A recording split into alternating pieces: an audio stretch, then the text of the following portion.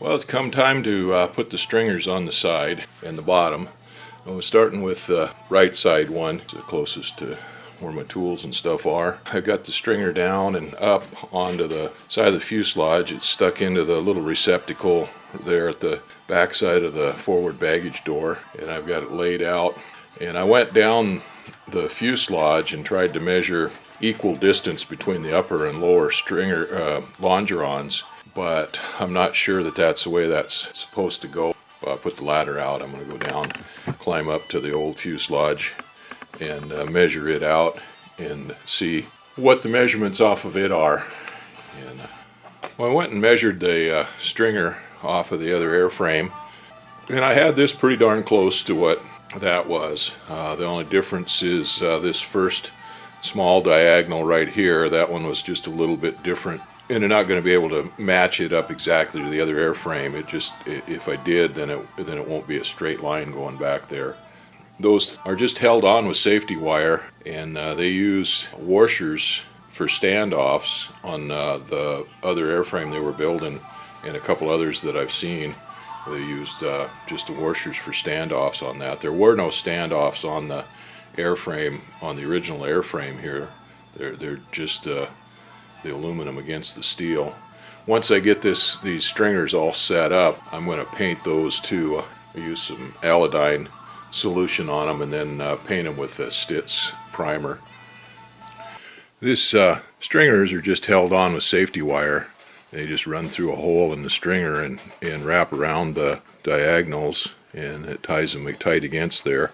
So I've laid this out and marked out where each one of those struts go in the right position on there for where that stringer is going to run.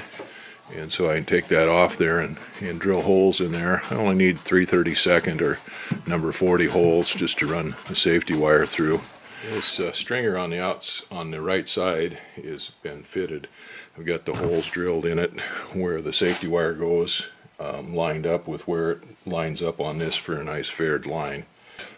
Drill the hole through the web here, and then cut that web out, cleaned it up and bent it so it fares back in here to the tail, comes around here and fares back into the tail. So this one is set to go on. I still have to clean it up and paint it. Most of them probably aren't painted. I'm in kind of a quandary here of how to attach this. An old Piper used friction tape on places for anti-chafe, and Alaska airframes put friction tape around here in all these places where the safety wire went as a place to keep the safety wire from abrading in, and it kind of holds it in place, keeps it from sliding up and down. The airframe that this one is replacing, they just safety wired it right to all these diagonals and stuff. They didn't have anything in between them or anything for chafing in there or anything. The aluminum was just attached right directly to the fuselage. The airframes one and a couple others I've seen pictures of, they put washers in here as filler in between these smaller tubes and the stringer, and they might not have any between the bigger tubes, or there might be just one between the bigger tube, but that keeps it faired out and keeps it from vibrating too much up and down, and they used metal washers in there. I think I'm going to use plastic washers or phenolic washers in there so that they don't rust, they don't corrode, and they don't cause any corrosion. But I was kind of wondering if there was something different to wrap those tubes in to insulate against that safety wire. That friction tape is just a cloth tape, and it absorb moisture and hold it in there. It seems like it might cause a problem. I know some of the places on the airframe that we tore down still had the old original friction tape on it, and it was pretty much white. The adhesive, whatever the adhesive is that they use on that black stuff, was all washed out and all gone in it, and it was just a white fabric. Anyway, I'm trying to see if I can come up with something to wrap around these to protect it from the abrasion of that safety wire, and so that it won't absorb moisture and cause a sore spot on there for corrosion. This stringer on the left side is laid out. Got it laid out where it's supposed to go, and holes drilled in it, taped up there. Got this end bent in, faired in, so the fabric fares in there. Laying that out, I realized I could see that I'm going to have to make some changes on the electrical wires that I ran down here for the tail beacon and nav position light. Now here's the terminal, or the front end of this stringer. It's got a round tube welded on standoffs going forward to form it out that way, and then it continues with this aluminum stringer from here back. This is right abeam the rear seat, and I took this stringer, the aluminum one, cut a notch in it about an inch deep, a little more than an inch deep or so. Then I had to round off this round portion of this stringer a little bit and slid it right inside that tube, and that'll support it right there. So that one is ready for painting, prepping. Got the fuselage tipped over 90 degrees so I can work on this bottom stringer, and it's a little bit different than the top stringers. It's deeper, heavier stringer for one thing. We've got tabs on these cross pieces on the bottom for it to fit into, and it screws in there, and then it slides in that channel up there, the front, that's underneath the back seat right there. So it slides in underneath that and fits in these notches. Hey, this lower stringer is quite a bit different than the upper stringers. It's a lot larger, different shape, got a longer web, longer ears on here, bigger bulb. Got it set in here. I fitted it into this channel. It was welded in here onto the airframe, and I put it back up in here quite a ways. It'll clear this aileron control, and then it's different than the other ones, on the side, and it's got tabs welded on here. And we can drill down through these tabs and put screws on here to hold this on.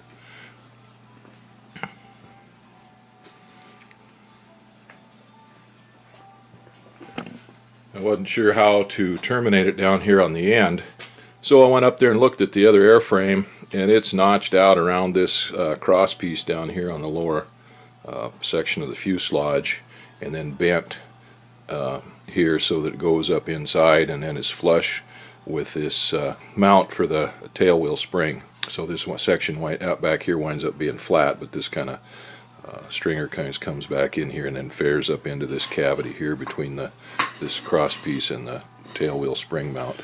Well, this is the bottom stringer, a piece of it here, and this is the side stringers. You see the profiles are pretty similar, they're almost the same, but the bottom stringer is quite a bit bigger than the side stringers. And looking at the other fuselage, the old fuselage, this is the same stringer. This bottom stringer is the same ones that they used on the top. There's three stringers up there, one that runs down the spine and then one on each side of it that run down. This airframe we had tubes welded in there permanent, so they're steel tubes instead of the aluminum stringers. But we got this fitted kind of in there, got it into this forward U channel here quite a ways, and I put tie wraps on it to hold it in these crossbars where they go in these brackets, and got it notched out for this rear crossbar, and we got to put a bend in this so that it goes up in like that so that it comes back. This is the landing gear, or this actually is the attach point for the flying wires for the tail, but the landing gear pad comes up on this, so this thing comes back and bends like that. So I want to bend this in a little bit of a curve there, and then we'll put something around this tube to protect it and tie that to that tube there. Trying to figure out something to put on there other than just friction tape. I think I'm going to get some hose of some kind, either some fuel hose or water hose, Tygon hose, something like that, and put on that, and then probably slit it on the bottom so that any moisture that would come out of it, but put safety wire around it so the safety wire doesn't cut into the cross tube into the metal there. Put a notch in this stringer back here where it goes back up and fares into this tail section, and it goes around this one cross tube here in this box section back here in the tail. And I got a piece of vinyl tubing, 1/2 inch ID, and put around that, slit it, put around there, and I'm going to go ahead and turn it around so the slit side is down right now I've got it slit side up. I just slipped it on there temporarily. So I've got that held on there with tie wraps. And I went and found some logs that were the right distance apart and stuck the tail end of this in between a couple logs and was able to get enough of a bend in it to ferret in back to this tail from that last bracket right there. And we've got it all set up and tie wrapped into all these brackets, and I've got the brackets center punched. I went ahead and I can't really get in them with even the tight fit drill, so I'm going to go ahead and put an aviation drill bit on there, 9-inch or 10-inch or whatever the length of that bit is. You can bend those and get them into a tight spot. So I'm going to go ahead and drill those out. Unfortunately, the smallest one I have is 1/8 inch, so it's going to wind up being a finished hole instead of piloting the hole out and then finishing it. We'll get these all drilled out for number 4 screw, and then once we get those drilled out, those holes located and drilled out on all those tabs, then I can pull all of these stringers and clean them up and get them painted and get them put on here. All of the diagonals here, the struts, whatever they're called, up and down, the area where the stringers go is all taped up. Decided to go ahead and do that with the friction tape. On the other side, it's all done. I had to do a little relocating of the wire going back for the nav light and the beacon light. I had to reroute it in a couple of spots, or just actually move it a little bit. But everything else was okay on that side. So both the left and the right sides are ready to put the stringers on.